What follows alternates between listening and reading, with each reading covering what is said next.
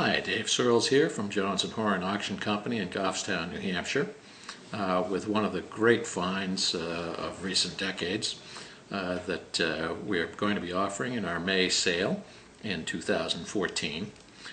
This is the earliest known Howard watch. Serial number 111, which is actually serial number 11, with plates marked Howard and Rice. Also marked Boston Watch Company, also marked with Reed's patent barrel, and with a dial that is marked E. Howard and Company. Now the story on these is an interesting one, and we know a lot about this based on the excellent research by Clint Geller, who identifies this kind of movement as a model 1858C divided plate movement. Waltham Watch Company, in its early stages, when Howard was still a partner along with other people, wound up in bankruptcy in the mid-1850s, and Howard took material from the company and started producing watches in association with Rice that were basically looked like model 1857 Waltham watches but had upright pallets. So they made these watches until 1858, when they had by that time joined with G.P. Reed, and they came up with this new model of mechanism. So this watch is the only known example to have survived with the Howard and Rice plates.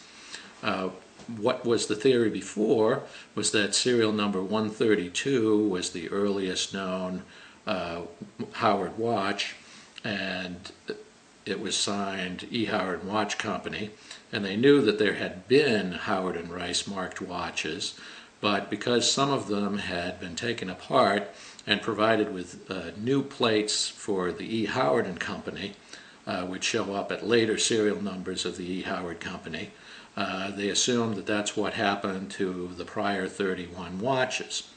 Then we had to back up that date a bit when serial number 126 showed up with E. Howard plates. This is the first watch ever discovered that has the original Howard and Rice plates, proving that some, but not all, of these did survive. It's the only known example to have survived. The 11th watch produced by the Howard Watch Company, the 11th model 1858 divided plate, and with what would have to be the earliest known E. Howard dial. The dial is interesting because the quality of the dial is glass quality. It is absolutely beautiful.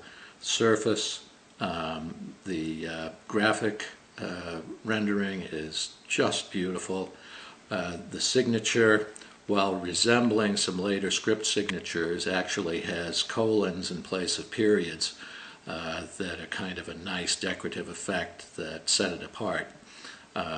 Even the blued hands with the polished spades are similar but not the same as later Howard production watches. The movement itself, without any alteration whatsoever, has been placed in this generic gold-filled case with a solid gold bow that is certainly late 19th century. They did it with care. They did not change anything about the mechanism itself. They didn't change the locator pin. They drilled the locator pinhole sight well. They then drilled the cuvette with holes in the correct positions for winding and setting of the watch. So we have here a historic item that is the earliest known Howard, post-Waltham Howard that we've ever seen. You can say that Howard's came in 3 series. The first 17 watches made by Waltham were marked Howard, Davis, and Denison. Then you have the Howard and Rice watches that were made of Waltham material. But then the first independent Howard venture with G.P. Reed was this one, resulting in this model 1858C divided plate. And this is serial number 11. When we took the watch apart, every single part is labeled serial number 11. When I took the dial off, it looked like the dial had never been removed from the watch. The pin sights were unscratched. There were no blemishes around the posts for the dial feet. It's just in tremendous condition. We have, at this period, plates that are very thinly gilt, and that's typical of all of these watches. And as a result, they have a little bit of aging to them in terms of tarnish appearing through the gilding. They give the plates a somewhat patchy appearance, but they're unabused and unaltered.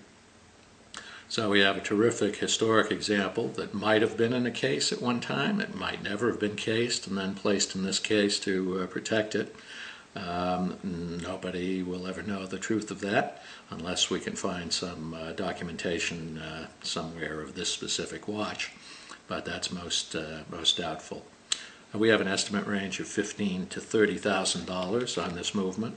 We think it's going to attract a great amount of attention, being the earliest Howard, and Howard being one of the most famous American makers, being the earliest 1858. We'll be thrilled to see what it does. No reserve on the item, no sales tax here in New Hampshire, no buyer's premium at our auction gallery. If you bought this for $30,000, you pay $30,000. You don't pay 25% more or 15% more. What you pay is the price. So we look forward to seeing you at our auction this coming May. Check out our website, www.jones-horan.com, for updates on new items that we'll be adding to the auction. Thank you.